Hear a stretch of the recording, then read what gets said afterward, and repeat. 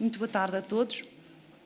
Queria cumprimentar a Sra. Professora Doutora Maria Lúcia Amaral e agradecer-lhe a disponibilidade e até o reagendamento que teve que ser feito em virtude destas complicações parlamentares que por vezes surgem. Queria-lhe pedir também, agradecer também essa disponibilidade e queria também cumprimentar a doutora Ana Luís Garcia e o doutor André Neves, também para ilustres assessores da Sra. Provedora, e são muito bem-vindos também aqui à primeira comissão. Portanto, penso que tem noção da grelha dos tempos, portanto, terá até 20 minutos agora para fazer a apresentação e depois os grupos parlamentares dispõem de 6 minutos cada um para fazer as questões que entenderem, colocarem as questões que entenderem. E o PAN tem 3 e depois terá uma intervenção final para responder às questões que lhe forem suscitadas. Eu vou desde já então dar-lhe a palavra para fazer a apresentação. Tem a palavra, Sra. Provedora. Muito obrigada, Sra. Presidente. Senhoras deputadas, senhores deputados, exige a lei que o Provedor de Justiça venha todos os anos ao Parlamento para prestar contas da sua atividade durante o ano anterior. A lei exige ainda, é a mesma lei, é o Estatuto do Provedor de Justiça, aprovado em 91 e alterado por último em 2013. Exige ainda a lei, dizia eu, que seja apresentado de forma autónoma o relatório de atividades do Mecanismo Nacional de Prevenção contra a Tortura, entidade que funciona junto da Provedoria desde 2013.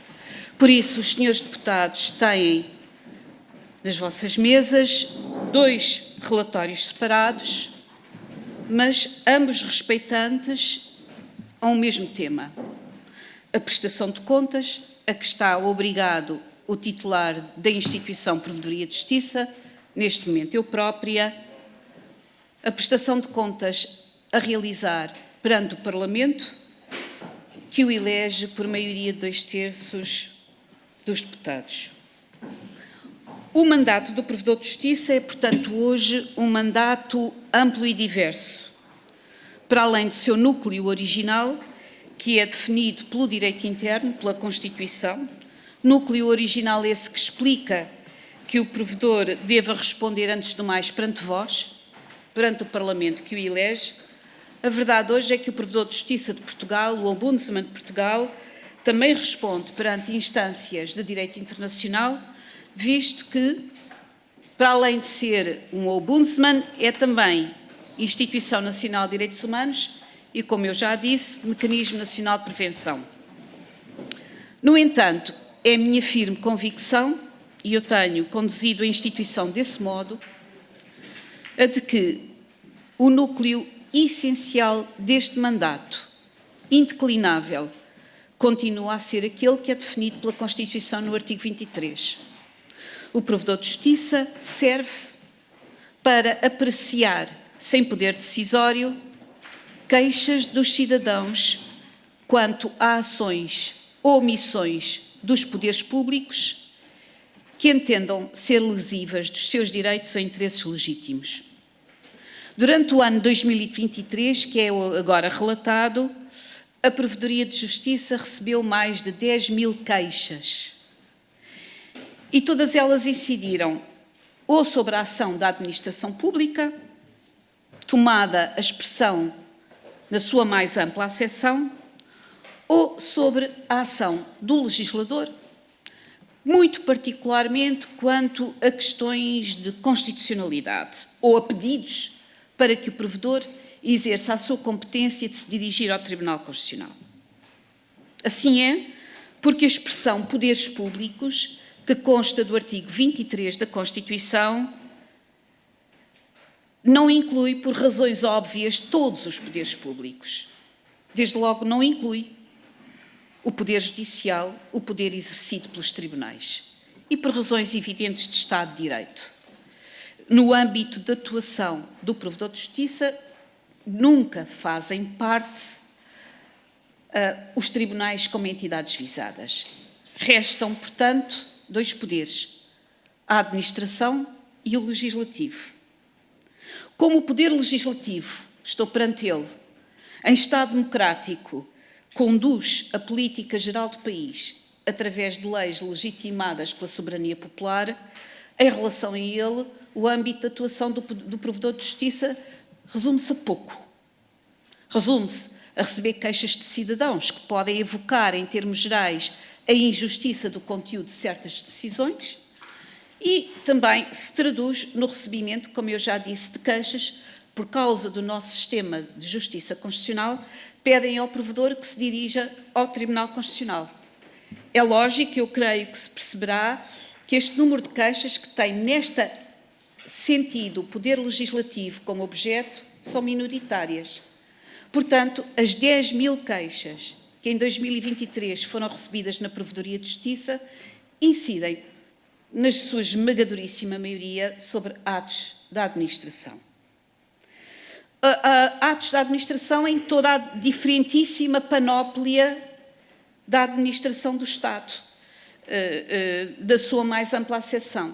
Portanto, perante temas tão diversos, 10.000 queixas sobre todo este assunto, é bem de ver que o relatório a apresentar perante os senhores deputados não poderia nunca traduzir-se na reprodução factual de tudo quanto se foi fazendo.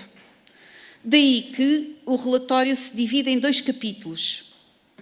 Em primeiro capítulo, intitulado Foi a melhor designação que se encontrou, Problemas Gerais, foram identificados temas e questões que, embora não constituam o objeto principal das queixas endereçadas pelos cidadãos, foram tidos por nós e, a partir da análise do material empírico das queixas, como os problemas sistematicamente formados nas causas ou encontrados nas causas profundas que levam ao mau funcionamento da administração e, portanto, à formulação de queixas na Provedoria de Justiça. Este é o primeiro capítulo. O segundo capítulo é também à falta de melhor designação, demos-lhe o nome de temas, especialidade, digamos assim, e catalogam através de grandes capítulos os temas variados das queixas, que vão desde ordenamento do território e ambiente até trabalho, de A a Z, e correspondem a tantas outras, à execução das tantas outras políticas públicas que estruturam a ordenação da nossa vida coletiva. Ora bem, em matéria de problemas gerais, o ano passado, em que já seguimos esta metodologia de relato, nós escolhemos como problemas 3. Portanto, problemas, como eu disse, que embora não estejam assim identificados no objeto principal das queixas, são, no entanto, depois de análise, tidos como causas persistentes do mau funcionamento da administração. Nós, ano passado, como eu ia dizendo, identificámos 3, a má articulação entre os serviços públicos, a morosidade dos procedimentos, a má comunicação entre administração e administrados, e este ano, não repetindo, obviamente, o que já tinha sido, identificámos mais 2. Falhas na execução da lei e problemas da transição digital. O método seguido foi o ano passado e este ano sempre o mesmo. Como a identificação destes problemas não é algo que nós tenhamos inventado a partir do nada, corresponde ao material que compulsamos a partir da diversidade das queixas, identificamos os problemas e depois, a propósito deles, ilustramos com exemplos concretos daquilo que nos chegou. Eu disse há pouco que nós adotámos este método de distinção entre problemas gerais e temas específicos porque a reprodução factual do que se fez no ano 2023 é impossível. É uma razão, mas eu devo dizer que, embora seja uma razão, não é a única nem a mais importante. A mais importante razão pela qual nós optamos por este método de relato é esta. é que o provedor de justiça não serve só para resolver os casos concretos que os cidadãos lhe colocam. Existe para isso. E é também sua tarefa indeclinável procurar, dentro do âmbito das suas possibilidades de instituição de soft law, fazer com que cada problema que lá chega tenha alguma via de solução. Existe para isso, mas não pode existir só para isso. Não existe só para isso porque, apesar do nome, provedor de justiça, o Ombudsman não é parte do Poder Judicial. Não está longe dele, chama-se provedor de justiça, mas não tem nenhuma das características que identificam o conceito constitucional de Poder Judicial. Em primeiro lugar, porque, como eu disse, é uma instituição de soft law, não tem poder decisório. Em segundo lugar, porque, ao contrário do Poder Judicial, pode agir sem ser mediante um pedido expresso, sem depender de um pedido. E, em terceiro lugar, porque mesmo quando age por ter sido pedida a sua ação, pode fazê-lo com uma amplitude muito maior do que os limites daquilo que lhe foi pedido. Portanto, sendo certo que o provedor não existe para fazer aquilo que só os tribunais podem fazer, resolver as questões concretas aplicando o direito, também não pode existir só para tentar resolver, dentro do quadro das suas possibilidades de instituição do soft law, os problemas concretos que lhe chegam. Na realidade, a provedoria existe, o provedor de justiça existe, para ser mais do que uma instância de resolução de problemas. Existe para ser um órgão auxiliar do poder político e, dentro do poder político do Parlamento, na identificação dos problemas persistentes da má administração e, portanto, um órgão auxiliar da função parlamentar de controle do Executivo. E é precisamente por isso que não pode deixar de procurar fazer aquilo que é mais difícil. E aquilo que é mais difícil é não desistir perante a profusão de questões que lhe chegam contra a administração do Estado, extrair desse material empírico conclusões sobre o que de mal vai andando, para poder identificar as causas profundas do mau funcionamento das estruturas administrativas e assim as poder comunicar aos senhores deputados, neste momento, cumprindo a função para a qual a Constituição o pensou.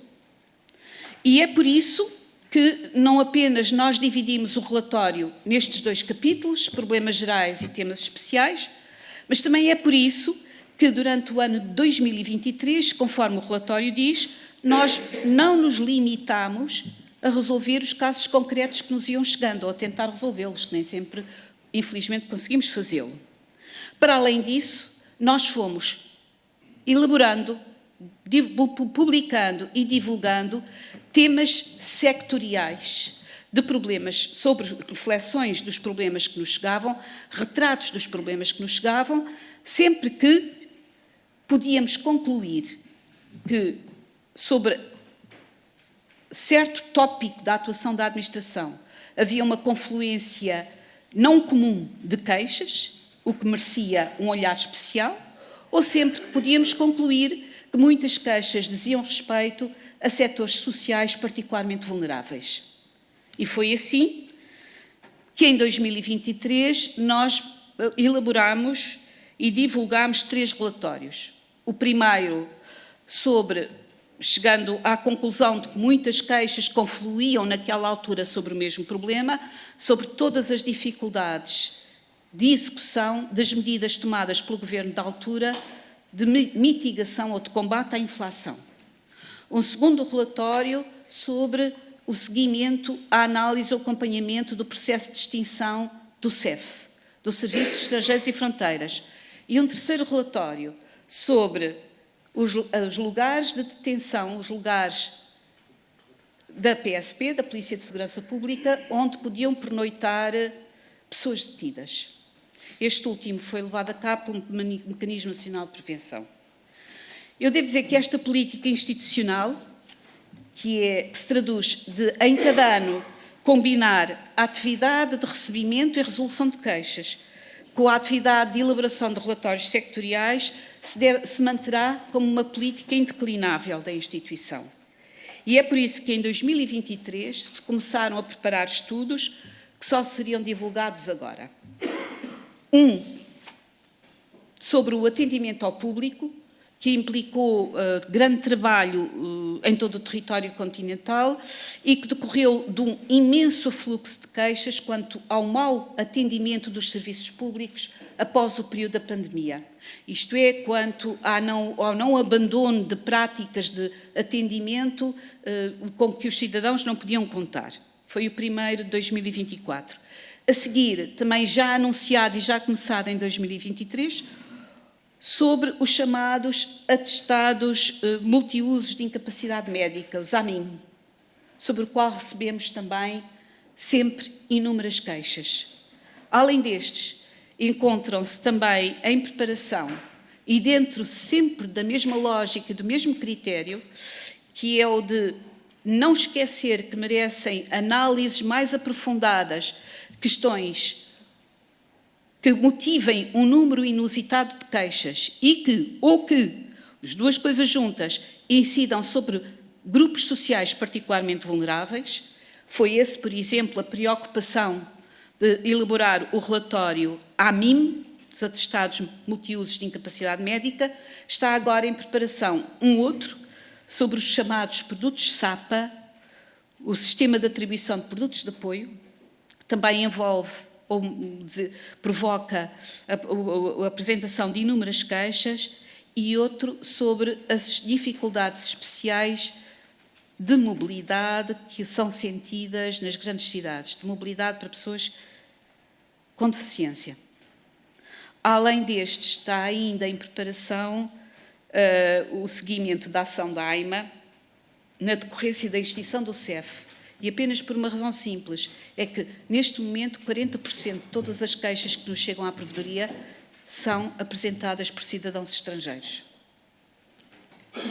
Eu, para terminar, estou quase a terminar, gostaria ainda de vos dizer que foi ainda nos finais de 2023 que a Provedoria de Justiça mudou a sua sede em Lisboa. Transferiu-se em novembro de 23 do bairro da Lapa, onde se encontrava há mais de 30 anos, para um lugar bem mais central na cidade, em São Sebastião da Pedreira. Com esta mudança, pôde finalmente concretizar-se uma pretensão já antiga, sempre repetida pelos meus antecessores, a de dar ao Ombudsman de Portugal, ao Provedor de Justiça, uma sede na cidade que fosse compatível com as características próprias de uma instituição, que é de acesso informal, universal e gratuito, e que não poderia continuar a residir num bairro de dificílimo acesso, como o bairro da Lapa. E é por isso que tenho o maior gosto, e com isto termino, o maior gosto de vos dizer que, desde a mudança, e comparando o último semestre de 2023, ainda no bairro da Lapa, e o primeiro semestre de 2024, já em São Sebastião da Pedreira, o número de queixas presencialmente comunicadas aumentou em 70%. E pronto, era o que eu queria dizer. Muito obrigada por me terem ouvido. Muito obrigada, Sra. Provedora, pela sua apresentação. Eu irei agora passar a palavra aos grupos parlamentares. Vou iniciar pelo Grupo Parlamentar do PSD. Tem a palavra o Sr. Deputado Pedro Neves de Sousa.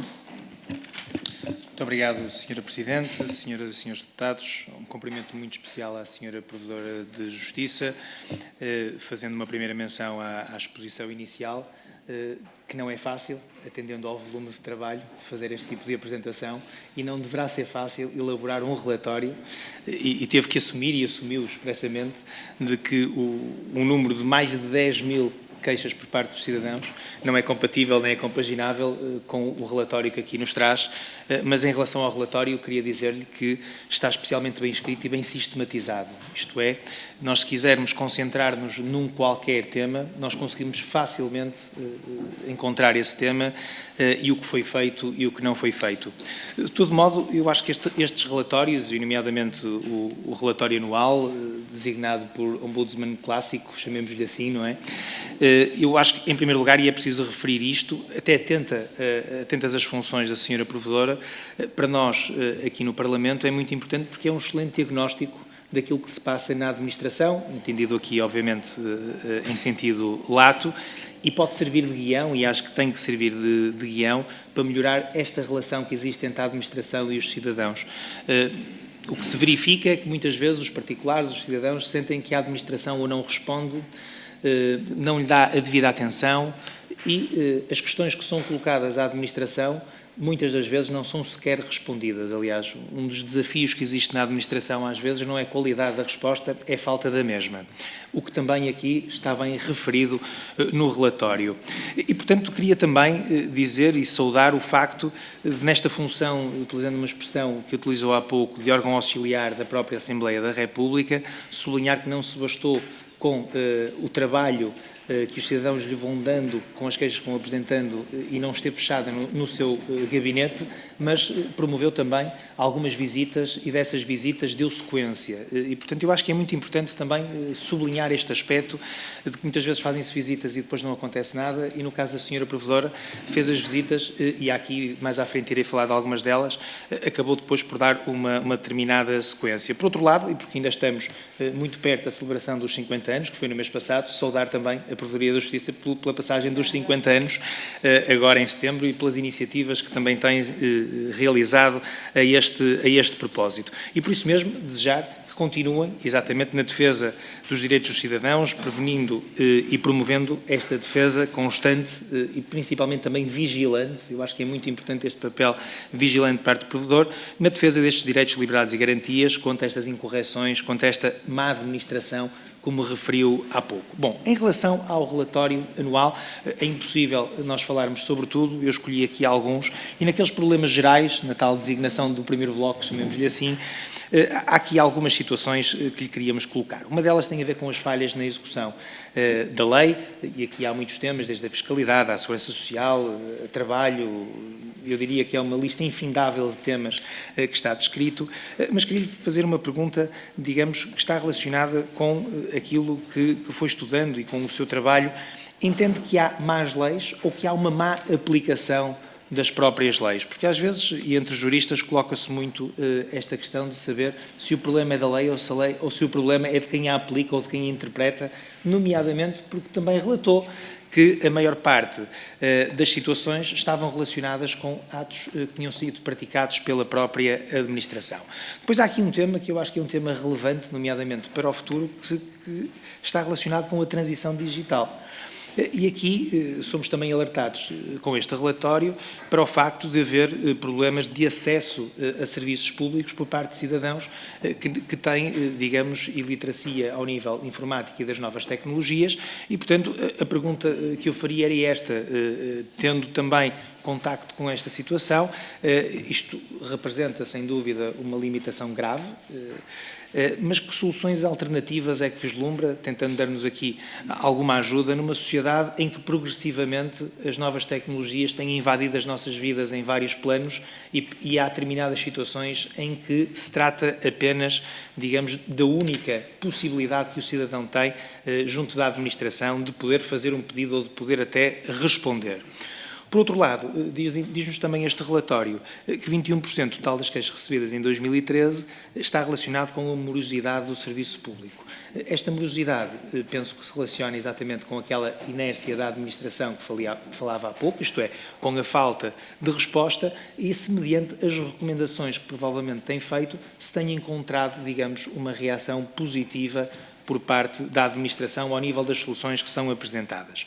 Uma outra questão também, esta questão mais pequena, mas que me parece relevante para nós percebermos também a eficácia do trabalho da Provedoria da Justiça, está relacionada com a cobrança de taxas indevidas pelas forças de segurança, que é um tema que me parece já antigo, em relação à cópia ou certidões de queixas que são apresentadas e em que a GNR e a PSP continuam a cobrar essas mesmas taxas, não obstante a recomendação feita pela Provedoria da Justiça em 2015 e depois reforçada em 2023, e depois é dado nota também no relatório de que esta situação, digamos, nos contactos que foram estabelecidos com o Ministério da Administração Interna, se falaram aqui de constrangimentos financeiros e que a situação se mantém inalterada. Portanto, a pergunta que eu faço é esta: não obstante a recomendação, ela não foi, digamos, observada ou não foi acatada pela própria administração? Porque em 2015 a referência é que teria sido, mas afinal não foi, não é?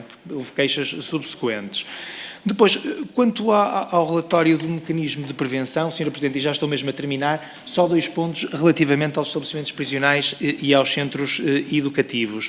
Os estabelecimentos prisionais, e ultimamente tem-se falado muito sobre isto, padecem de vários problemas. A Sra. Provedora também no relatório faz menção de que foram feitas visitas a estes estabelecimentos prisionais, foram aqui diagnosticados alguns problemas que nós já todos conhecemos, e fala aqui também de uma questão relacionada com agressões a reclusos e depois de um diálogo institucional profícuo, utilizando as expressões do relatório, que se foram estabelecidas com as direções dos estabelecimentos prisionais. Perguntava eu, sentiu que essas ações de formação, esse diálogo profícuo que foi... teve efeitos positivos na prática, e perguntamos isto mesmo porque queremos saber se houve alguma situação. Mesmo para terminar, Sra. Presidente, relativamente aos centros educativos, é também relatada aqui a falta de técnicos profissionais de reinserção social e também o encerramento, ainda que temporário, de unidades residenciais de vários centros educativos. Que tipos de constrangimento é que encontraram no cumprimento, nomeadamente, da lei tutelar educativa, nomeadamente ao nível dos projetos educativos de cada jovem? Sra. Presidente, muito obrigado pela tolerância. Obrigada. Passava agora a palavra à Sra. Deputada Isabel Moreira. Muito obrigada, Sra. Presidente. Começava por cumprimentar a Sra. Provedora, agradecer muito a sua presença e, acompanhando as palavras que foram referidas pelo meu colega do PSD, neste sentido, estes relatórios são de enorme importância para nós, para a nossa própria reflexão, para a nossa própria ação. São 2 relatórios, neste caso estes 2 relatórios muito bem sistematizados, de fácil leitura, de fácil procura dos elementos que a cada passo que estamos a estudar queremos encontrar, e, portanto, uma obrigada e o reconhecimento por isso. E, portanto, não vou naturalmente reproduzir o que está nos relatórios, mas mais tentar obter da Sra. Provedora a resposta para aquela que é a nossa interpretação do exercício daquelas que são as suas competências, porque naturalmente a pessoa está no cargo, exerce a função e aquelas que são os seus próprios conceitos, a sua própria arquitetura interna jurídica condiciona a forma como exerce o cargo. Eu começava pela página 117, onde se lê que desde o início que o Provedor de Justiça tem exercido os seus poderes de solicitar o controle da constitucionalidade e da legalidade de normas de forma ponderosa e cautelosa, com base em critérios de prudência e respeito pela estabilidade do sistema jurídico, sempre procurando contribuir para a boa colaboração institucional com a jurisdição constitucional. Portanto, noto que há aqui uma lógica de ponderação. Eu digo isto porque devo dizer que foi com algum espanto que vimos que, tantos meses depois da aprovação da Lei 22 de 2023, aparecer um pedido de declaração de fiscalização sucessiva da Lei da Eutanásia, que naturalmente a Sra. Provedora tem toda a legitimidade para o fazer, aliás até o pode fazer mais vezes, as vezes que entender, como sabe é a todo o tempo. O que eu questiono é nesse pedido, e como todos sabemos, o próprio CDS pediu à Sra. Provedora, e não terá sido o único, para o fazer, o que, tendo em conta esta prudência, esta racionalidade que alega, o que nos causa estranheza é ter integrado no pedido a violação do artigo 24 da Constituição, isto é, a inviolabilidade da vida humana.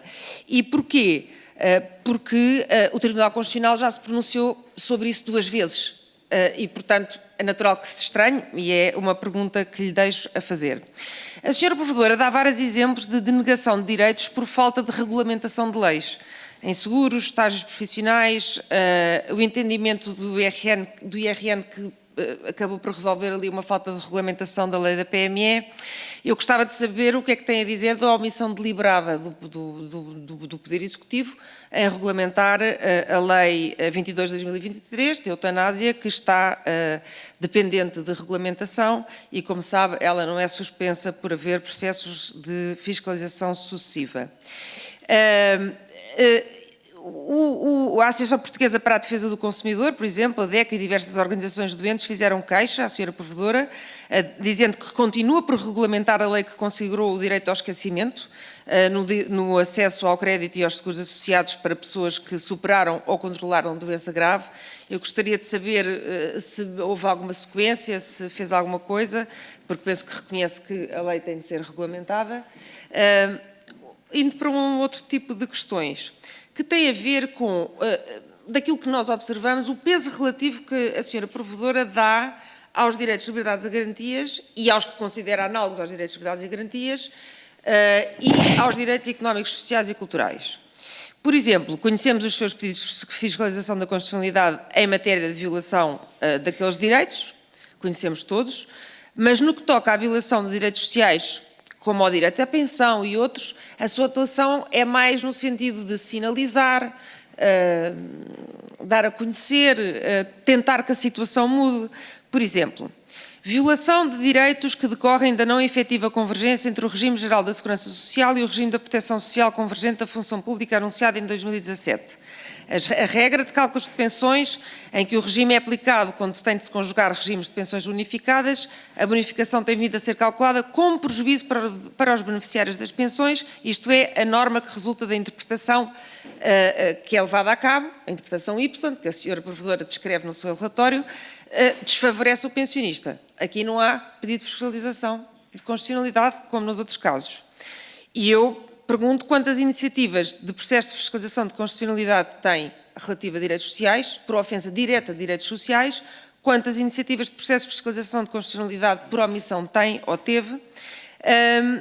Veja-se o caso que nos dá de pensões por acidentes de trabalho ou doença profissional em que denuncia indenizações assentes em critérios arbitrários. Não vejo, repito, o que eu procuro é saber se é um olhar idêntico para direitos de liberdade e direitos sociais. Neste mandato pediu, já aqui referi o caso da eutanásia, apesar de 2 acórdãos em fiscalização sucessiva, porque, como sabe, a preventiva também é abstrata. O caso de Uber Madeira, que ficou conhecido, a Sra. Provedora agiu com bastante segurança, teve o desfecho que conhecemos, mas considerou que era contrário à liberdade de iniciativa económica, portanto, muito pronta a defender a liberdade de iniciativa económica.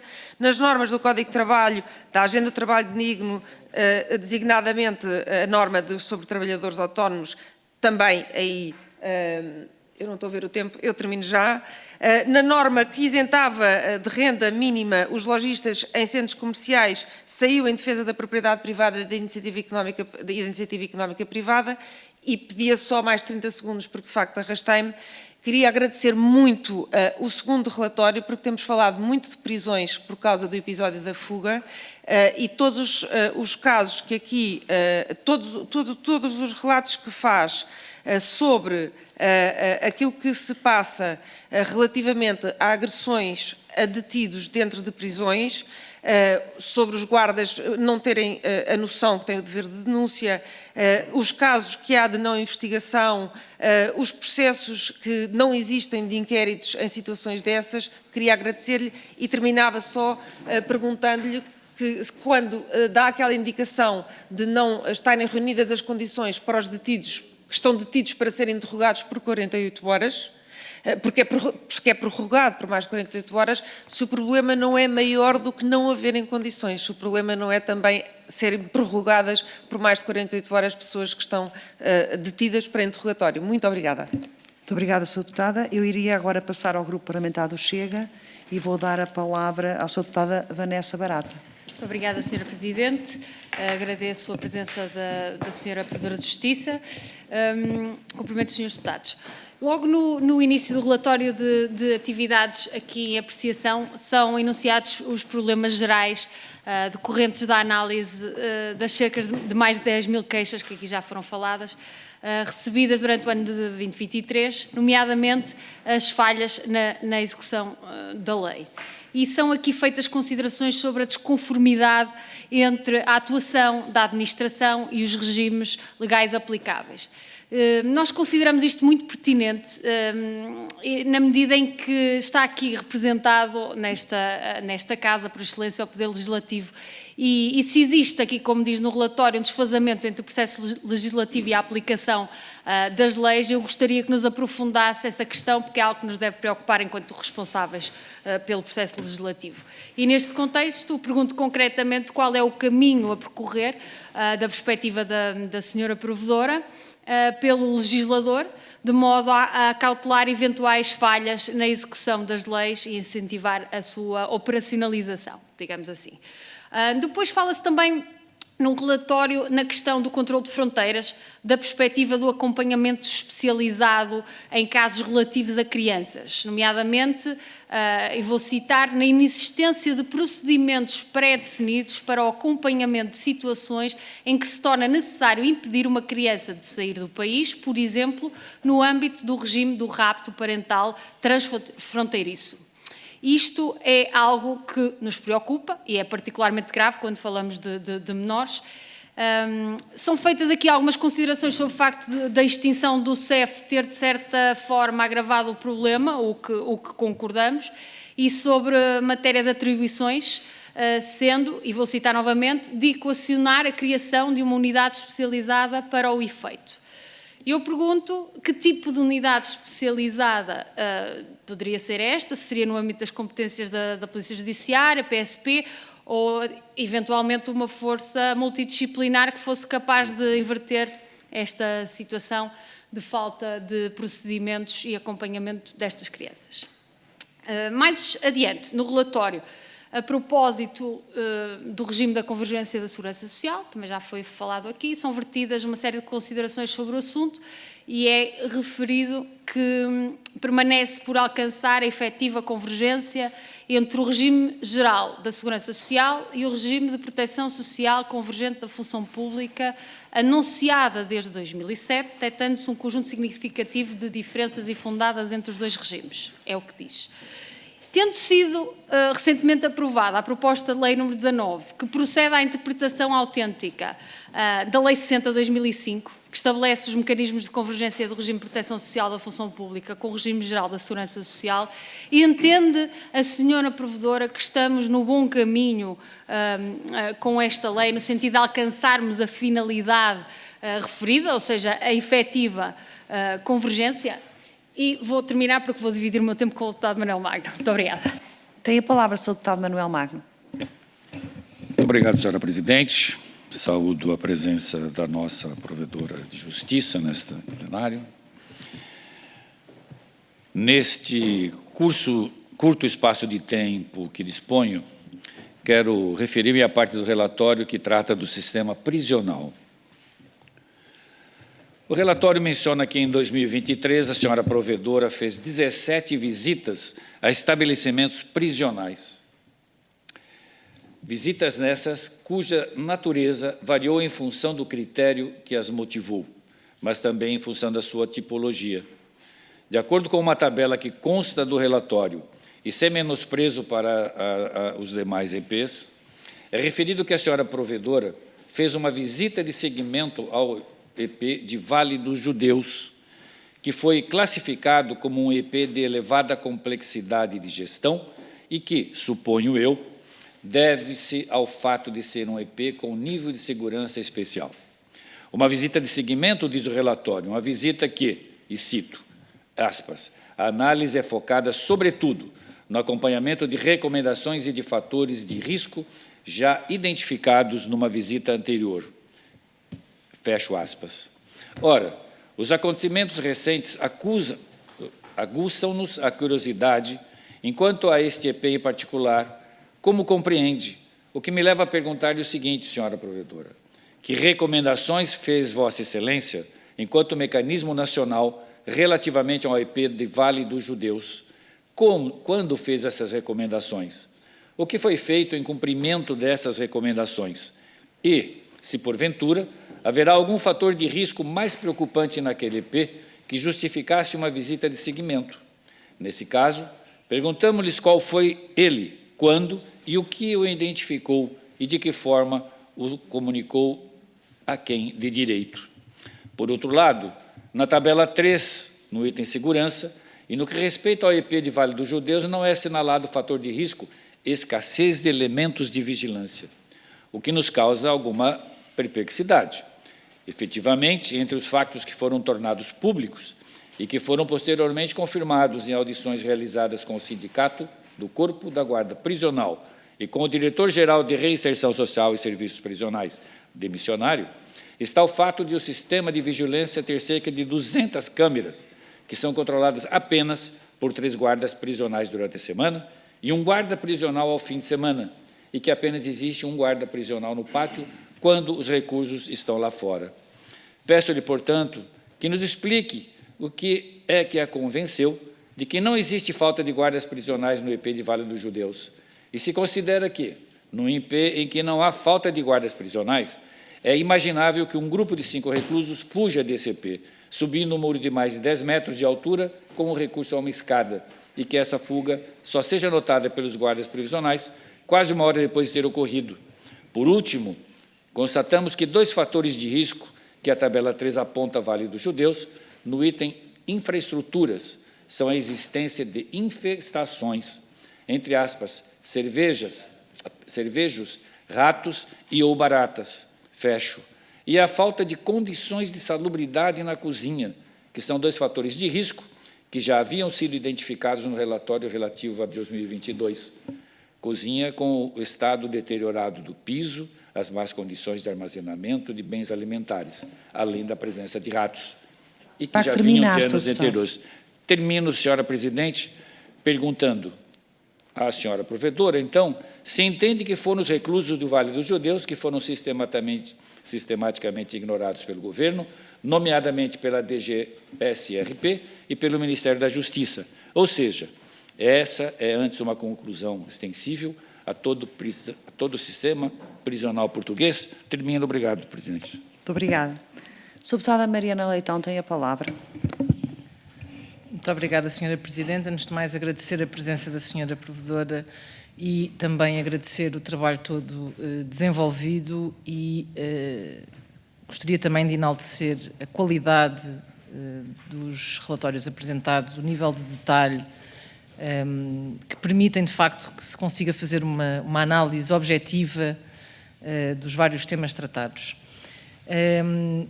E por isso também acho que é importante aproveitar para salientar a importância da Provedoria de Justiça como forma também dos cidadãos sentirem que têm uma voz mais ativa na tentativa da resolução dos seus problemas. Gostava de iniciar a minha intervenção pela análise ao relatório referente ao Mecanismo Nacional de Prevenção da Tortura e também porque o sistema prisional se encontra como um dos temas da ordem do dia, infelizmente não pelas melhores razões, sendo que o relatório apenas vem corroborar aqueles que são os problemas sistémicos e que já são do conhecimento de todos os portugueses. Contudo, existem situações específicas que são relatadas e que nos merecem a maior das preocupações por serem, além de, obviamente, atentatórias dos direitos dos reclusos, podem ser, por um lado, reflexo da falta de formação que é dada aos profissionais que lidam diariamente com o sistema prisional ou, por outro, e até mais grave, a displicência com que são tratados os direitos dos reclusos.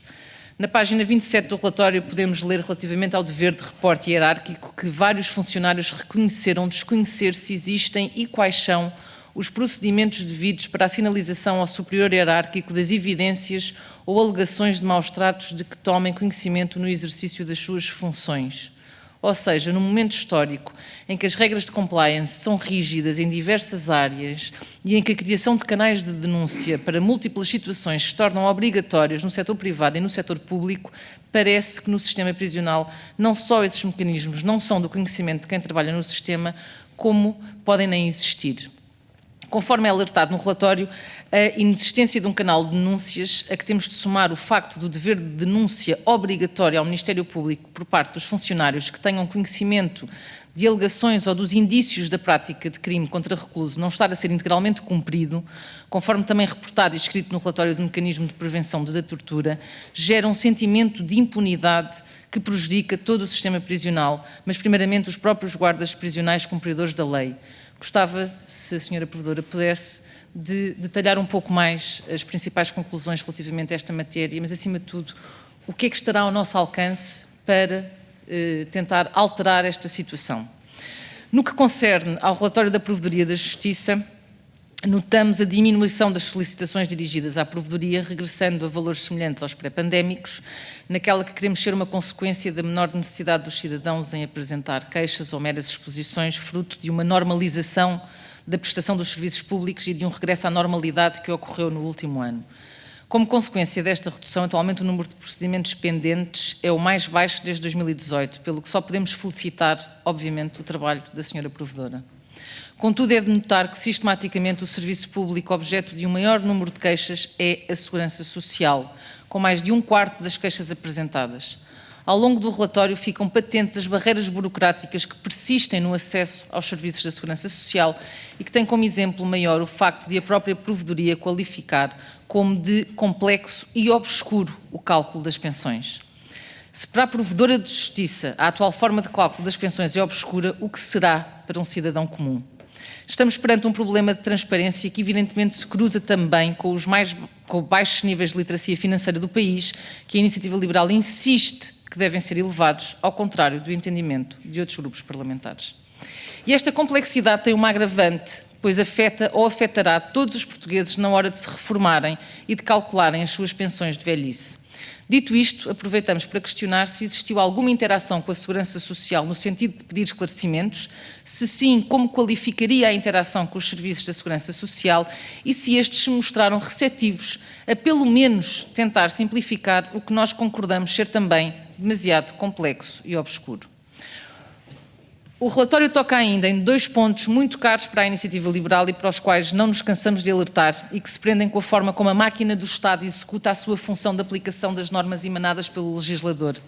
A Sra. Provedora escreve no relatório que o insucesso na transformação de soluções legislativas formalmente vigentes em realidades efetivamente presentes constitui um problema sistémico no contexto da atividade administrativa.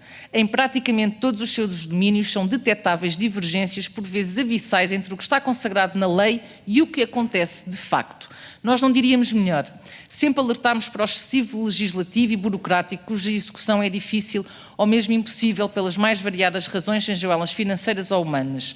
Claro que uma produção legislativa exagerada, aliada à pouca flexibilidade concedida à administração pública, reflete-se em gargalos procedimentais que vêm elencados no ponto 2.3 do relatório, onde se alerta para a necessidade de sistemas informáticos mais flexíveis e adaptáveis ao cotidiano. Não é fácil garantir um equilíbrio entre o princípio da legalidade e uma maior autonomia administrativa do aparelho do Estado, mas queremos acreditar que este é também o nosso papel enquanto políticos e deputados. Muito obrigada. Muito obrigada, Sra. Deputada. Passaria agora a palavra ao Sr. Deputado Fabiano Figueiredo. Obrigado, Sra. Presidente. Cumprimentar a Sra. Provedora de Justiça. Eu não irei à questão da solicitação que a Sra. Provedora fez ao Tribunal Constitucional para averiguar a constitucionalidade da lei da eutanásia. A Sra. Deputada Isabel Moreira fez o favor de já o colocar em termos que eu quero subscrever, pelo que, por uma economia de tempo, e porque tenho várias questões para lhe colocar, me concentrarei noutros assuntos, começando por elogiar a forma como o relatório está feito e também a informação que condensa e na forma como o expõe.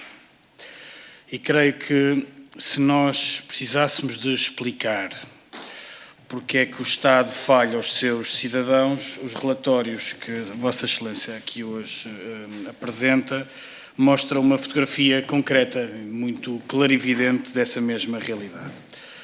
E mostra-me outra coisa ainda igualmente preocupante. Primeiro, mostra que Portugal, mesmo em 50 anos de democracia, continua a ter uma cultura muito frágil de defesa e promoção dos direitos humanos e que existe, ao contrário, em sentido contrário, uma fortíssima cultura autoritária em partes centrais da sua administração pública. Coisas que se correlacionam, que estão identificadas em vários relatórios internacionais, vários trabalhos académicos, e que os relatórios que Vossa Excelência aqui hoje nos traz demonstram de forma nua, crua e com dados muito concretos, relatos muito fortes e com estatísticas muito evidentes sobre isto que estou a dizer. Mostra uma outra coisa, que há falhas estruturais no respeito pelos direitos, liberdades e garantias por falhas de execução da lei ou por atos da administração pública. É particularmente preocupante que desde 1997 nós continuemos a adaptar, ou ter edifícios públicos para adaptar, onde não conseguem entrar pessoas com mobilidade reduzida. Num país, numa sociedade que envelhece, é uma violação gritante dos direitos humanos, sobretudo das pessoas mais idosas, mas não só. Mas devia-nos preocupar num país e num continente que vai envelhecendo, mas é também uma violação grosseira, um atestado de minoridade às cidadãs, aos cidadãos com diversidade funcional.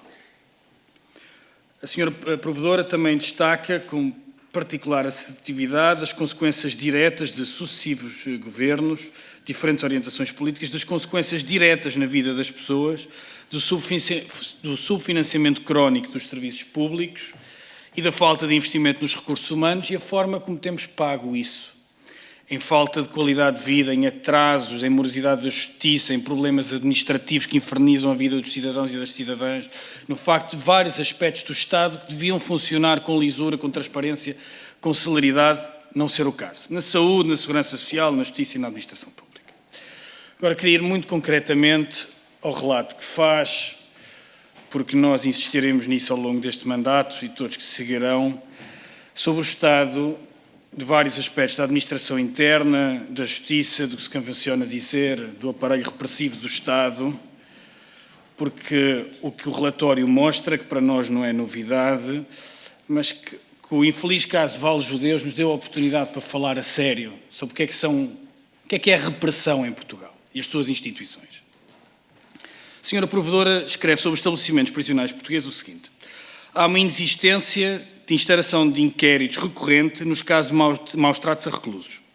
Há uma cultura, palavra minha, encobrimento de agressões à população reclusa, onde se releva, há um ambiente de impunidade disciplinar, recorrentes agressões físicas a reclusos, declarações falsas, não cumprimento do dever de denúncia ao Ministério Público, recurso abusivo à prática de desnudamento total.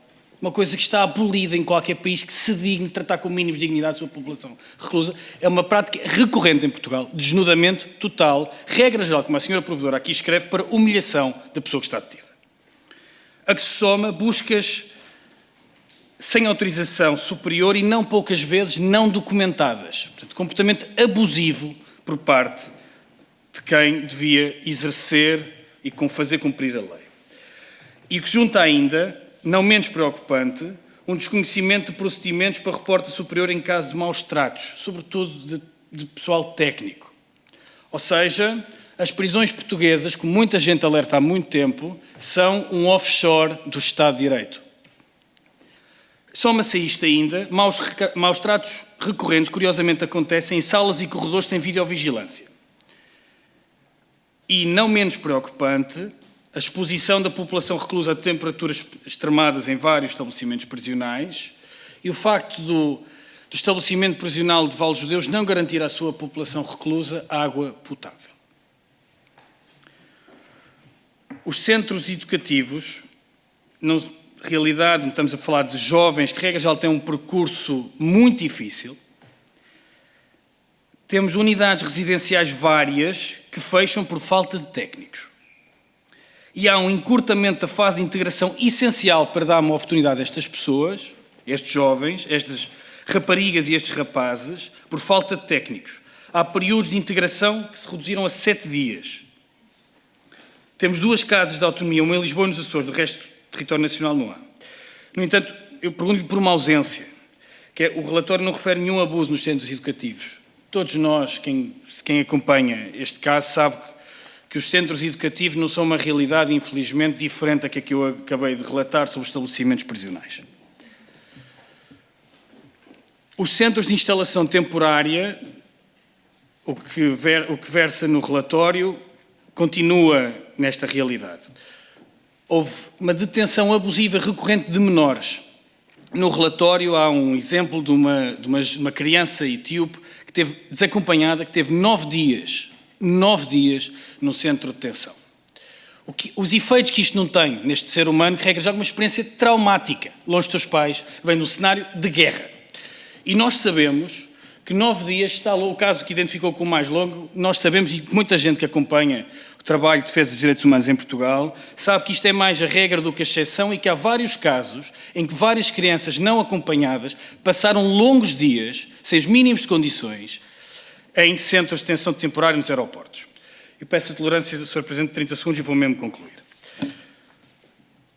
Junta-se a isto ainda uma lista interminável de mínimos de decência que não são cumpridos. Por exemplo, muitas das pessoas detidas em centros de instalação temporária, espaços equiparados, mas também instalações policiais, não têm privacidade nos duches, ou não têm sequer acesso a duche.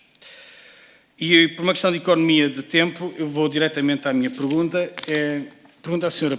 Provedora de Justiça, feito este relatório e estes exemplos que eu aqui sublinhei, se acha que com o passar dos anos a cultura, a defesa dos direitos humanos, a administração interna, a justiça e quem tem o papel de que a lei se faça cumprir, tem evoluído no sentido mais humanista ou estamos, pelo contrário, a regredir? Obrigado. Muito obrigada, Sr. Deputado. Eu passaria agora a palavra ao Sr. Deputado António Filipe, do PCP. Tem a palavra, Sr. Deputado. Muito obrigado, Sra. Presidente, Sra. Provedora de Justiça, os nossos cumprimentos e o agradecimento, mais uma vez, pela elaboração deste relatório, que tem aspectos, é um relatório valioso, assim mesmo, pelo pormenor, pelo detalhe e pelo diagnóstico cuidadoso que faz relativamente à sua atividade e às ilações que permite extrair quanto ao funcionamento da administração pública e do seu relacionamento com os cidadãos. E, portanto, é um excelente elemento de trabalho para esta Assembleia da República. Claro que, relativamente a alguns aspectos, trata-se de um ponto de situação, na continuidade de relatórios anteriores, mas contém sempre aspectos inovatórios muito interessantes e úteis sobre os quais vale a pena, enfim, fazer algumas considerações e até pedir alguma, não clarificação, mas algum desenvolvimento. Claro que do relacionamento das queixas e do balanço que é feito relativamente às queixas, há aspectos que são recorrentes e que correspondem, de certa medida, à percepção que todos temos das principais disfunções do funcionamento da administração pública. Enfim, de ano para ano se repetem a segurança social e as prestações sociais e o problema dos cálculos das pensões como dos principais matéria de queixa, aspectos relacionados com a imigração, o que certamente nos tempos mais recentes agravado por um processo que foi o processo de transição do CEF para a AIMA, com os problemas que todos conhecemos, problemas relacionados com as carreiras da administração pública, mas há uma questão geral sobre a qual gostaria de saber qual é a percepção da provedoria, que é esta.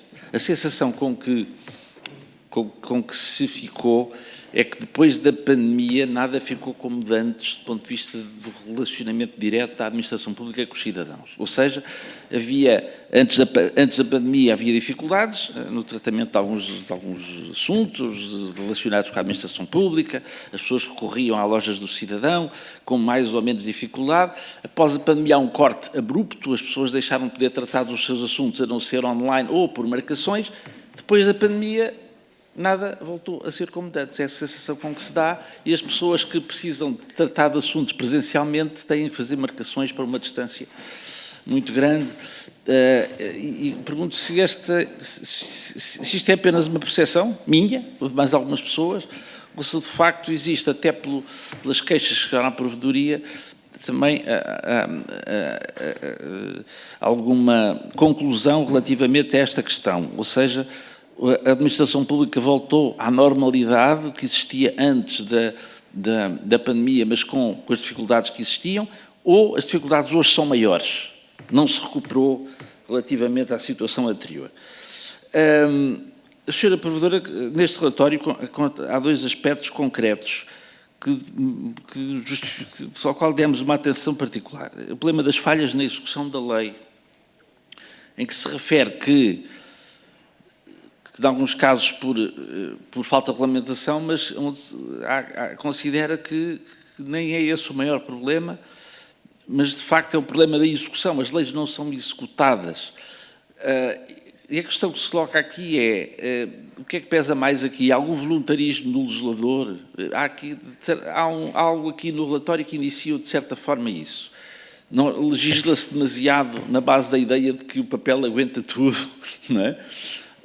Sem considerar a execuibilidade prática daquilo que se está a aprovar, se é legislativa, ou o maior problema está, de facto, na inoperância da legislação, da administração e na incapacidade da administração para fazer aquilo que competiria e que poderia fazer.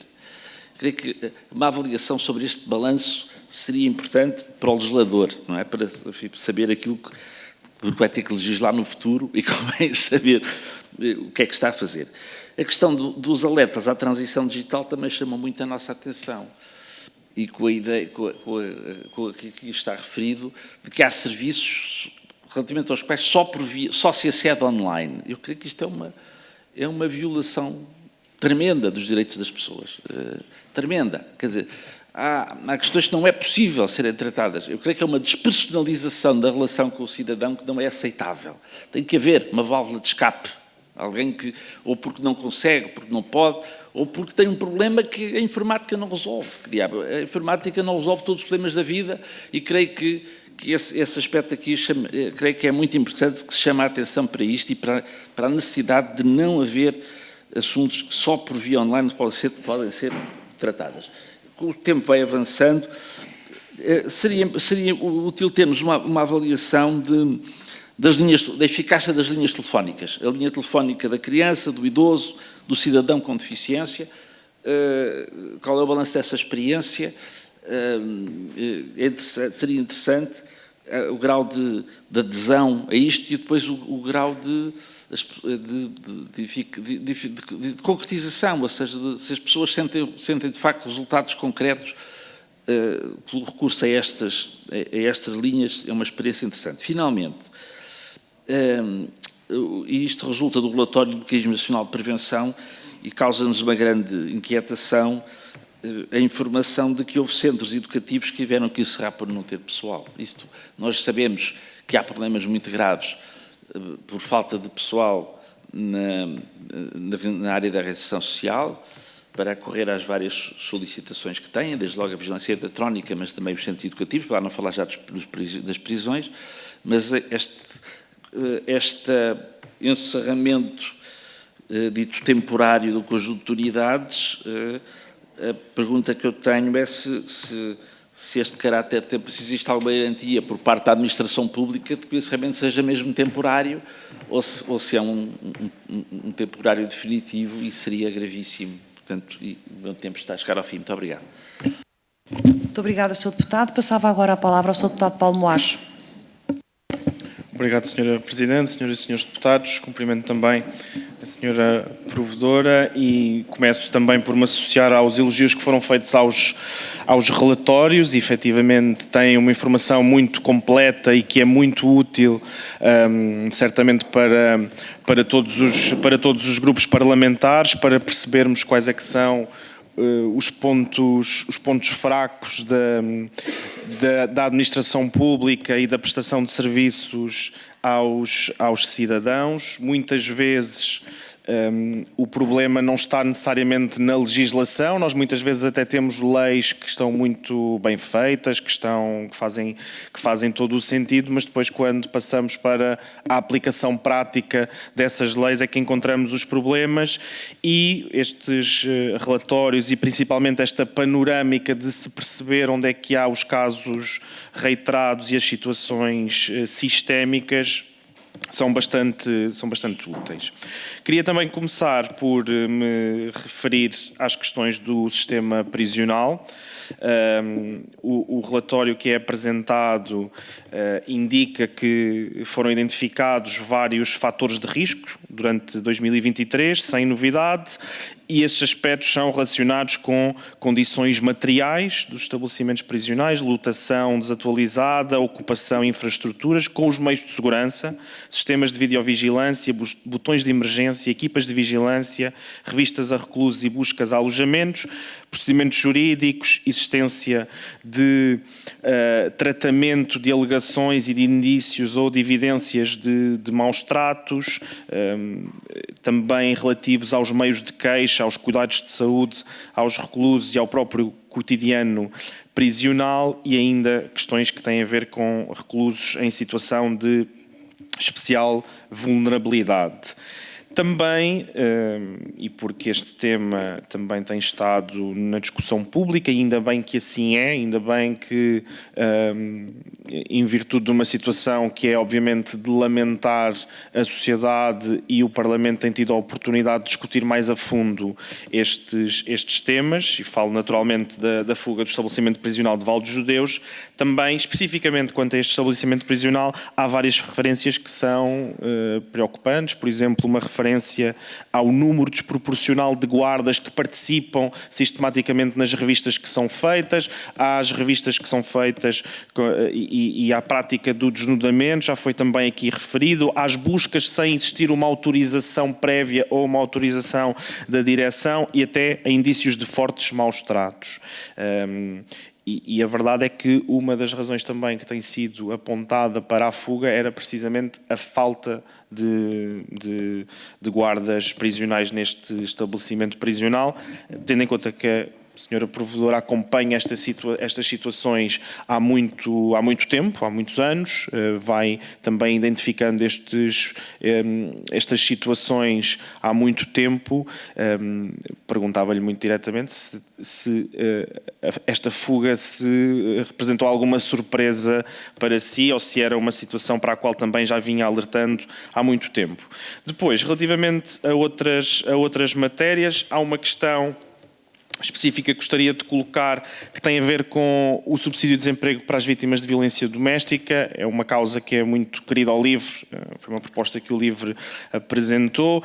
A Provedoria emitiu um comunicado em que criticava o entendimento do Instituto de Segurança Social relativamente ao momento do qual as vítimas de violência doméstica poderiam começar a usufruir do subsídio de desemprego, e eu perguntava se essa situação já foi resolvida entretanto, ou se há também a necessidade de haver eventualmente alguma intervenção do Parlamento para clarificar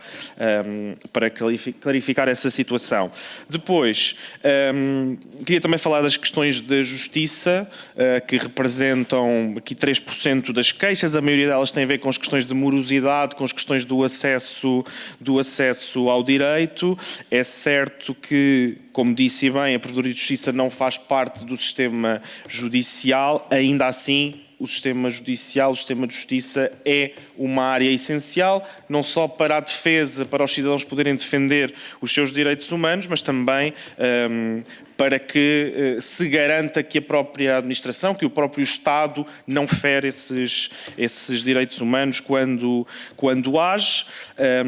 A verdade é que nos últimos tempos este tema também tem sido muito discutido mediaticamente. A senhora Provedora também se referiu a alguns casos, dizendo-se também preocupada e perplexa com algumas situações que aconteciam. Também tivemos a oportunidade, quando a senhora Procuradora-Geral da República aqui esteve a apresentar o seu relatório de atividades do Ministério Público, de manifestar preocupação com o facto da prática das escutas parecer uma prática bastante disseminada. Neste momento, cerca de 10 mil aparelhos. Perguntava-lhe especificamente na área da justiça que preocupações é que existem. E, por fim, também na questão que tem a ver com os direitos dos migrantes. O relatório diz-nos que entre 29 de outubro de 2023 e junho de 2024 foram mais de 2 mil as queixas que deram entrada na Provedoria de Justiça.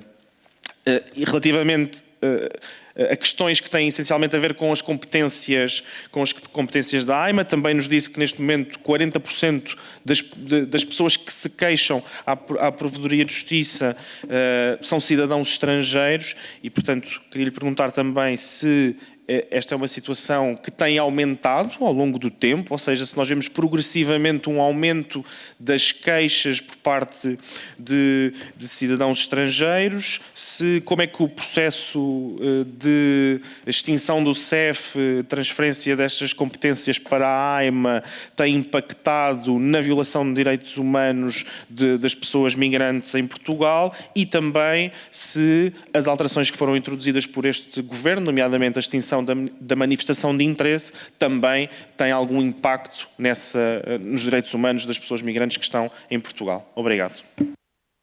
Muito obrigado, Sr. Deputado. Eu ia me permitir a mim própria, depois de tudo o que aqui ouvi, só de fazer uma pergunta por curiosidade. Eu sei que o Poder Judicial não está incluído nas competências da Provedoria, mas presumo que o cidadão não saberá isso assim tão bem e presumo que o cidadão se dirigirá à Provedoria com queixas em relação ao Poder Judicial, que também acho que a Sra. Provedora depois responderá que não é da sua competência e arquivará. Poderemos saber qual o número de queixas que recebe e não responde por força de não ter competências em relação ao Poder Judicial? Muito obrigada.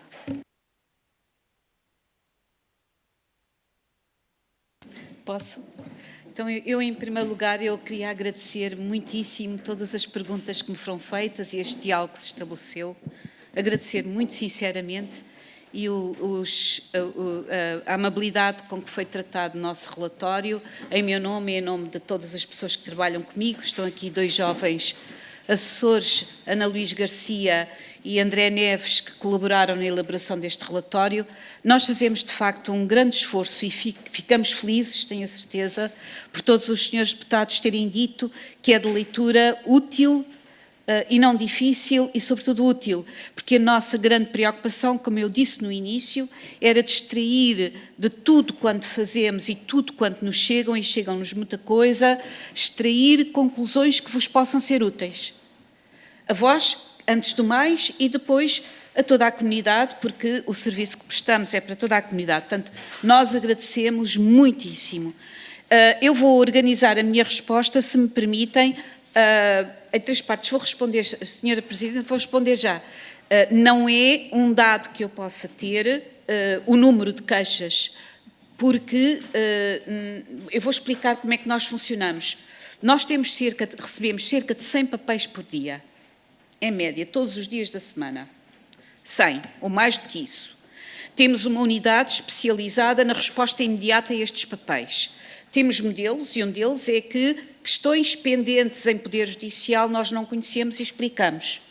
No fim, todas as semanas nos reunimos e esta unidade especializada presta-nos conta de tudo quanto chegou nessa semana e que precisa de ser olhado.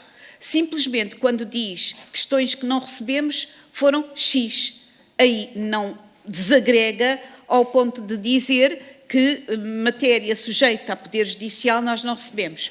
Portanto, por estes motivos, eu não posso saber exatamente os números, mas posso alertar e no futuro ter. Não creio, no entanto, isto é um ponto interessante e eu fico algo compensada com isso, não creio, no entanto, que hoje a maioria dos cidadãos insista em colocar-nos as mesmas questões que coloca o Poder Judicial.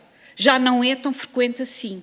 E já é frequente os cidadãos saberem que aquilo que o Provedor de Justiça pode fazer em relação ao Poder Judicial tem que ver única e exclusivamente com o mau funcionamento do serviço, da administração do Serviço de Justiça. Ou seja, com morosidades indevidas, e aí nós o que fazemos é relacionar-nos com os Conselhos Superiores da Magistratura. Eu suponho que a ignorância já não é assim tanta e que já se vai sabendo. Esclarecido isto, eu permitiria dividir as minhas respostas em 2 blocos. As questões que foram apontadas por todos os senhores deputados quanto ao Mecanismo Nacional de Prevenção, muito particularmente quanto ao estado dos nossos estabelecimentos prisionais, para não falar dos centros educativos e dos centros de instalação temporária, e depois as questões relativas à ação do provedor propriamente dito, que é o outro relatório. Indo às questões dos estabelecimentos prisionais, eu agradeço imenso as perguntas que foram feitas por todos os senhores deputados. Em relação ao senhor deputado do Chega, Manuel Magno, eu queria só explicar o seguinte: em relação ao estabelecimento de Val dos Judeus, como em todos os outros, os fatores de risco que o Mecanismo Nacional de Prevenção, pela sua natureza e como o próprio nome indica, tem de detectar, são riscos não de segurança, mas riscos de maus tratos. E, portanto, todo o nosso enfoque, não é? As 17 visitas a estabelecimentos prisionais foram feitas antes dos acontecimentos recentes, tiveram isso em mira. Ora bem, em relação a todos os outros senhores deputados, o que eu tenho, eu devo um esclarecimento, uma espécie de subtexto, que não decorre imediatamente do relatório do mecanismo, mas que eu tenho de explicar. Este ano, o relatório do mecanismo em matéria de estabelecimentos prisionais focou-se num único problema. E eu já vou explicar por que motivo se focou num único problema. E o único problema foi alegações, notícias vagas ou não vagas de agressões a reclusos. Estamos a falar de agressões que ocorrem sob as nossas telhas, venham elas dos guardas, venham elas de outros reclusos, e que não são, como a senhora deputada da Iniciativa Liberal também sublinhou, a deputada Mariana Leitão, que não são reportadas ou que não são acompanhadas pelos mecanismos de controlo que, como alguém disse, creio que o senhor deputado Fabiano Figueiredo, em países, já não me lembro se foi essa a sua expressão, em países civilizados são absolutamente obrigatórios, como a senhora deputada também disse. Nós focámos-nos este ano no reporte dessa situação por uma razão muito simples. Porque todas as outras de que temos falado e todos os anos continuam iguais. Continuam iguais. E as outras são de muito mais difícil resolução, porque têm que ver com os problemas materiais e de subfinanciamento, que levam a que o Estado português tenha sido condenado pelo Tribunal Europeu dos Direitos Humanos nos últimos anos 10 vezes. E que têm que ver fundamentalmente com más condições. O Tribunal Europeu tem dito que as nossas práticas estão próximas dos tratos cruéis, desumanos e degradantes, porque as pessoas estão mal, e estão mal materialmente. Esse é um problema estrutural. Nós não o repetimos vezes e vezes sem conta porque ele se mantém, mas é algo como comunidade, como país, e com a nossa exigência temos de estar alerta. E é isso, Sr. Deputado António Filipe, é isso que se vê nos centros educativos. Os centros educativos não fecharam centros educativos por falta de técnicos de reinserção social. Fecharam certas unidades temporariamente. Mas sim, os técnicos de reinserção social foram ao provedor de justiça noutra dimensão, na sua dimensão de servidores públicos que não se veem recompensados, e a questão não é só monetária, não é só remuneratória, e por isso escasseiam. Este é o problema. Ora bem, mas voltando ao meu discurso inicial, nós este ano não repetimos essas permanentes observações, porque elas se mantêm. E como tivemos mais capacidade de ação, também a conquistamos, aquilo que fizemos foi relatar o que fomos apurando mais, que não podíamos apurar noutros anos, quanto à possibilidade de maus tratos, de agressões que não são seguidas, fiscalizadas e reportadas. E aí é isso que nós relatamos. E o fizemos porque podemos fazer uma fiscalização mais fina, recorrendo a videovigilância, câmaras, documentos, testemunhos vários. E o que vimos foi isto. É que falta aí o seguimento. E a nossa conclusão é esta. E também aí respondo a alguém que me perguntou quanto à possibilidade de ter alguma perspectiva de futuro.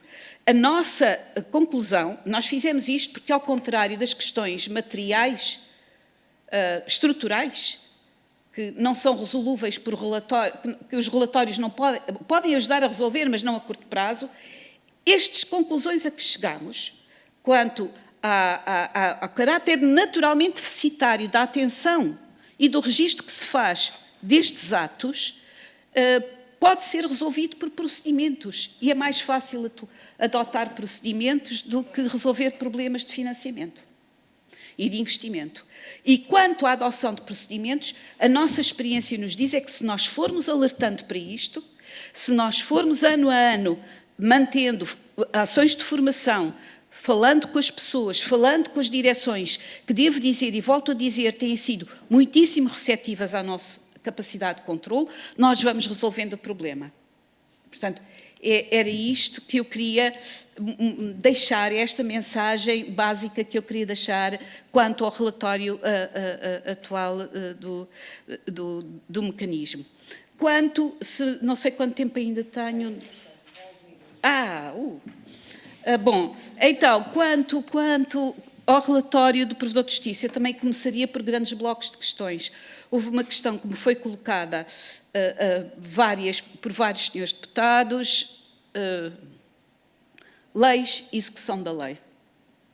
Ora bem, eu já disse isso e tenho medo de me repetir, mas vou repetir. A senhora deputada Isabel Moreira recordou esse facto, somos juristas, temos uma formação e há na nossa formação marcos importantes. Um marco na minha é um belíssimo livro, já com muitos anos, do início do século XX, foi escrito por João Tell de Magalhães Classe, e que a certa altura dizia, é um livro muito bonito, muito bem escrito, de 1915, e que a certa altura o autor, João Tell de Magalhães Classe, diz uma coisa muito impressionante, diz o seguinte: as nossas ótimas leis, a nossa péssima execução.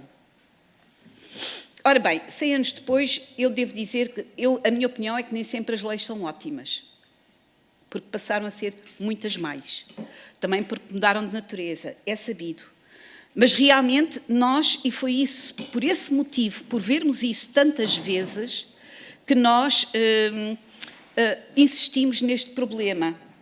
Não obstante, continuamos a ser um país de grande fosso, de grande fronteira entre o direito legislado e o seu cumprimento por parte de funções executivas.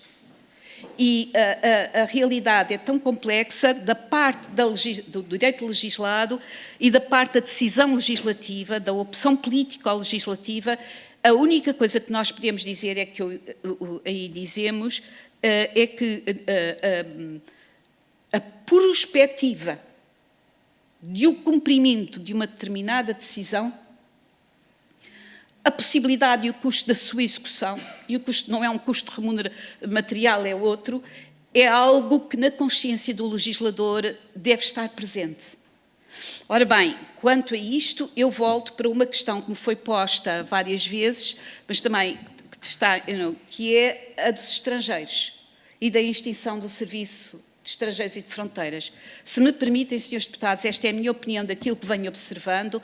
Quanto à pergunta que me fizeram, eu volto a dizer, 40% foi o senhor deputado Moacho do livro que me fez, Manuel Moacho.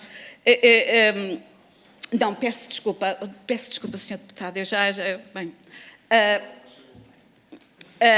Não, é que agora, eu penso, são 40% de todas as solicitações que nos chegam. São de imigrantes com I. São de pessoas que nós acolhemos, que estão entre nós e que nós não tratamos bem. Não tratamos bem porque não tratamos delas. E ao não tratar delas, deixamos que a sua situação permaneça à mercê dos mais abnormes poderes. E a verdade é esta.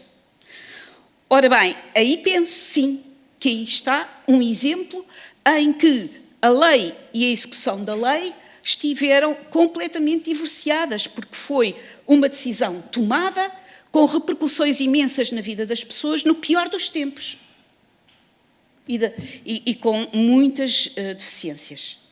E, portanto, nós agora vemos isso, vemos nós e vê o Poder Judicial, porque temos perante nós um afluxo de pessoas em situações incríveis e às quais nós não podemos dar proteção.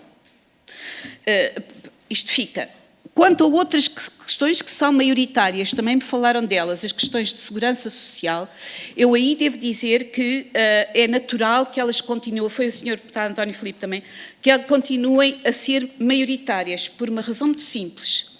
Em muitos outros setores da atividade administrativa, entre o cidadão e o poder, existe a mediação de entidades reguladoras, que foram, enfim, criadas e pensadas depois da instituição do Provedor de Justiça, que de facto este ano celebrou 50 anos, porque foi decidido a sua instituição no segundo governo provisório, que é uma coisa em setembro de 74.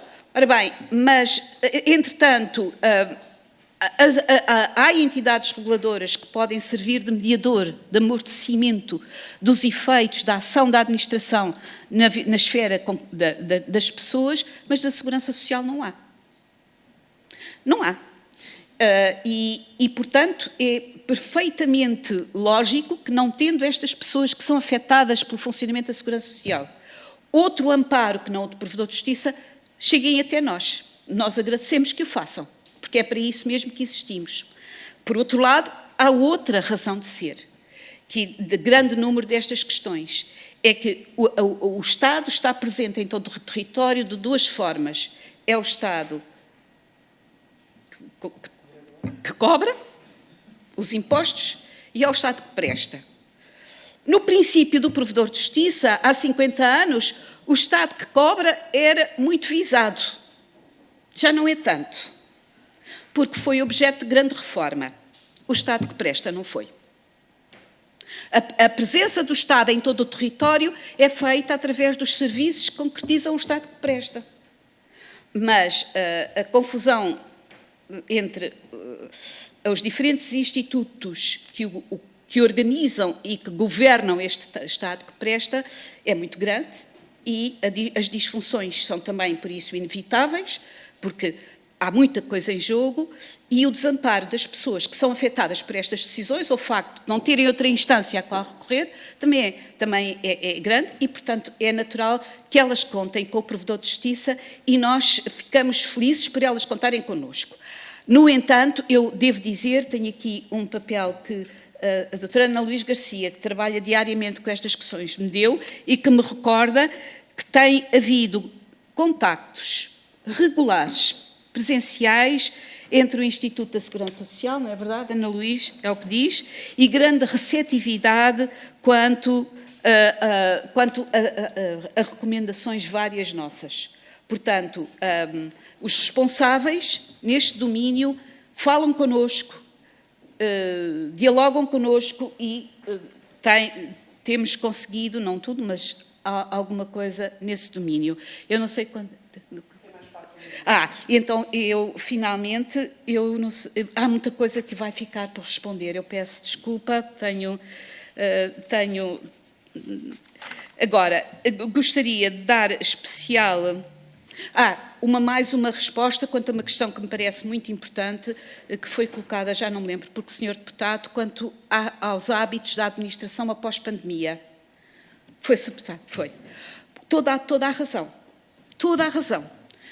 Precisamente por nós termos muitas queixas quanto a isso, é que decidimos começar em 2023, como eu disse no início, e depois em 2024 divulgámos um relatório sobre o atendimento ao público, porque as queixas que nos chegavam eram tremendas, que por causa da pandemia a administração pública tinha decidido, em primeiro lugar, deixar de ter atendimentos presenciais, quando é um dever fundamental do Estado e dos serviços do Estado atenderem presencialmente os seus cidadãos. Tínhamos conhecimento que tinha deixado de haver atendimentos presenciais em muito sítio, que muitos serviços do Estado, pois não se sabia quando é que o atendimento era presencial, quando é que o atendimento era online. O atendimento presencial tinha de ser agendado previamente, mas também ninguém sabia quão previamente tinha de ser agendado.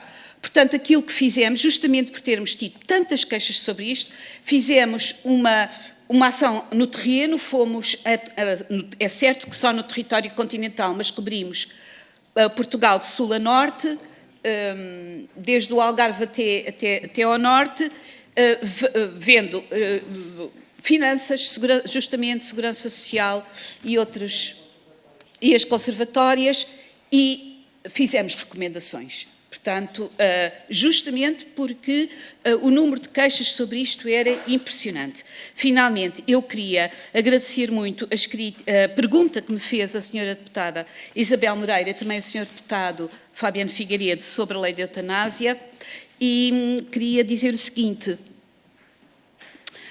eu, de facto, tenho perfeita consciência de que o Tribunal já tinha respondido, ou melhor, o Tribunal tinha dado uma resposta sobre aquele parâmetro. Agora, eu recebi queixas sobre a lei, assim que a lei foi publicada, demorei algum tempo, porque é um assunto complexo, e a razão pela qual eu fiz e que decorre do pedido é esta.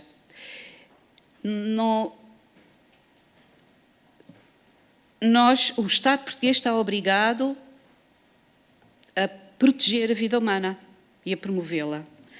E aquilo que me fez impressão com o estudo que fiz é o enorme contraste entre a condição do Estado português para garantir a existência de cuidados de fim de vida, cuidados paliativos, para minorar o sofrimento, que está demonstrada facticamente e factualmente, e toda a lei que está muito bem organizada sobre o princípio fundamental. Aquilo que se tutela aqui é a liberdade de escolha de quem pede para morrer, de quem pede a ajuda do Estado para morrer. A pergunta que eu coloco ao Tribunal é uma pergunta, e eu tive o cuidado de dizer que me parece que esta questão está ainda dentro do âmbito dos poderes cognitivos do Tribunal, é se é compaginável com o dever de proteger a vida, ou se não será uma deficiência de proteção, dar este passo, que é um passo raro em direito comparado, quando o Estado português é claramente, objetivamente e numericamente deficitário na prestação dos serviços de atenuação de sofrimento em vida. É uma pergunta que faço. É nessa medida que se invoca o artigo 24 e, portanto, respondendo à senhora deputada e ao senhor deputado Fabiano Figueiredo, esta questão não tinha sido respondida por nenhum dos acórdãos sobre os quais o Tribunal se debruçou. Foi por isso que eu a coloquei. Mas é um facto, e eu assim termino, é um facto que, como eu disse logo no início, o provedor de justiça tem um ónus pesadíssimo. A informalidade é um ónus pesado.